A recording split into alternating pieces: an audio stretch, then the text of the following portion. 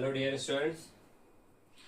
सो आज हम देखेंगे कि linear equation in two variables का एक क्वेश्चन है और इस क्वेश्चन को ग्रामर्स के रूल से हम कैसे सॉल्व कर सकते हैं देखेंगे।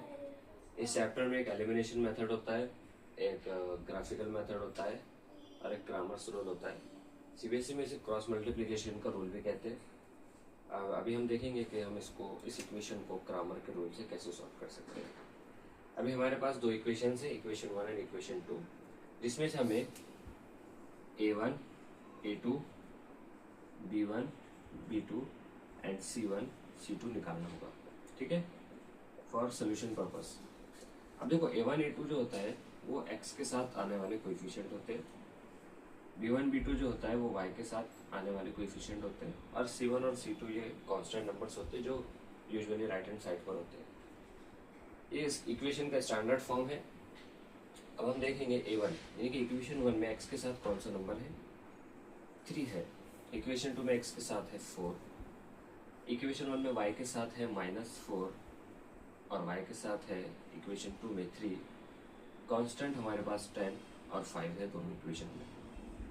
अब इस इक्वेशन को सॉल्व करने के लिए सबसे पहले हमें डिटर्मिनेंट निकालना पड़ेगा, जिसे d से डिनोट किया जाता है।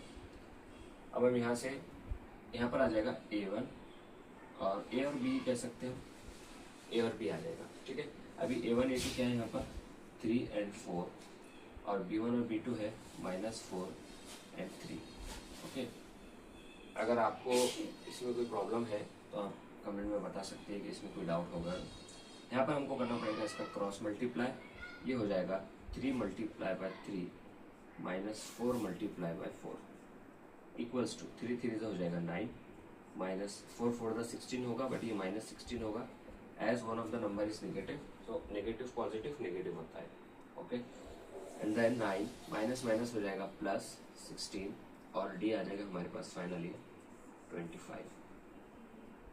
ओके, अब इसके बाद हमको फाइंड करना है dx। तो dx फाइंड करने के लिए याद रखिए यहाँ पर आ जाएगा c, जिसे हम कह सकते हैं c1 c2, और यहाँ पर आ जाएगा b, जिसे हम कह सकते हैं b1 एंड b2। ओके, अभी c1 c2 क्या है यहाँ पर 10 and 5 and b1 and b2 भी है -4 and 3।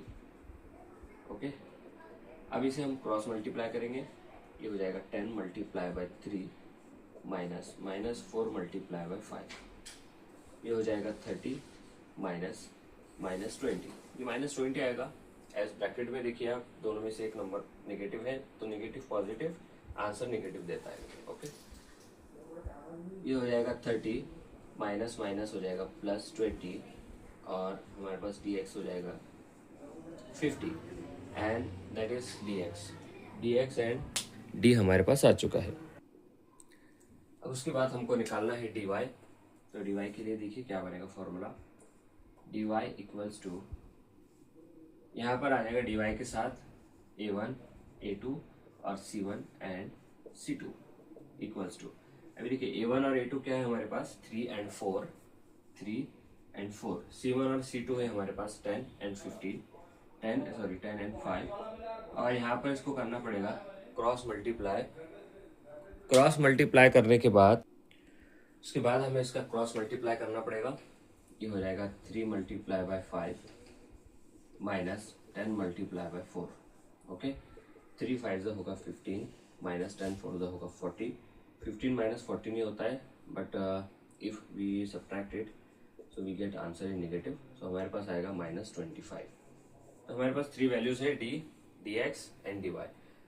Now it is turn to find x and y। तो x बन जाएगा dx upon d which will be equals to, देखो dx कितना हमारे पास 50 है एंड d है हमारे पास 25।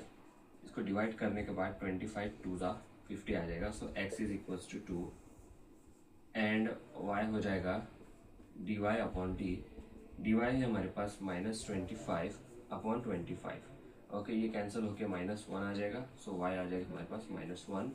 Therefore the values of x and y will be 1, -1 and that will be your final answer. I hope आपको ये वीडियो समझ में आई हो, ये क्वेश्चन समझ में आया, ये कॉन्सेप्ट समझ आया।